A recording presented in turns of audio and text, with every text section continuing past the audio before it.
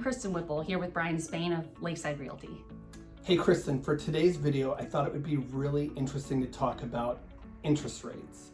You know, I came across this article in the Florida Realtor News recently, and they had posted the findings of a study done by Lombardo Homes. The most interesting thing they found, in my mind, was the fact that 2 out of 3 young home buyers were waiting for interest rates to go down before purchasing a home.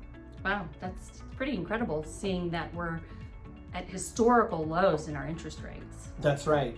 But I think the problem is, you know, we see these numbers every day, but the young home buyer, one, hasn't bought a home before.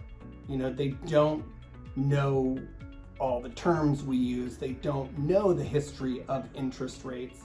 And also, they weren't alive when these really high interest rates were around. So it's hard to understand how low rates have gotten versus where they were in the past. So I thought it would be interesting to run down where the rates have been in the last 50 years, since we are at a 50-year historic low. So in the 1970s, interest rates hovered around 9%. And then in the 80s, they went as high as 16.96%. That's right. In the 90s, things got a little bit better. They had dropped back down to around 7 to 8%.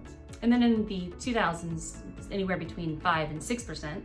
And then the 2010s, we were down to about 4%. And I'm sure most of you know, but right now we are right around the 3% mark.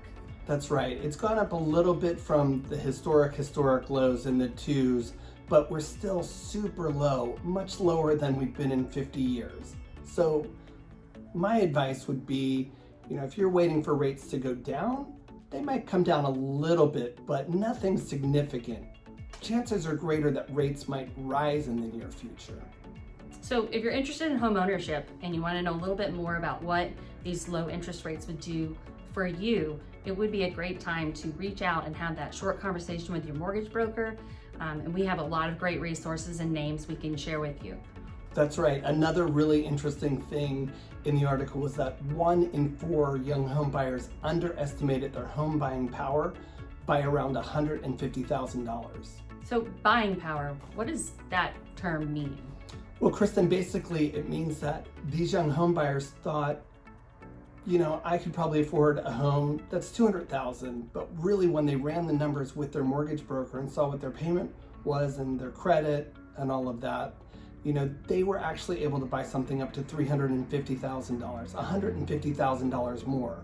So if in their mind they thought they could only spend $300,000, they could actually afford a home that was $450,000. So that's a huge difference between, you know, what they thought and what the reality was. So that's why we always recommend, like, hey, if you're thinking about home ownership in the future, it's never too early to reach out to a lender, talk to them, you know, see exactly where you're at. It might be the perfect time to buy.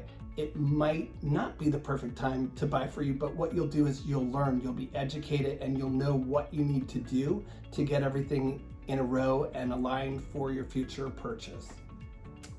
Go gain that knowledge. That's right. So guys, thanks for watching our video, and we'll see you next time.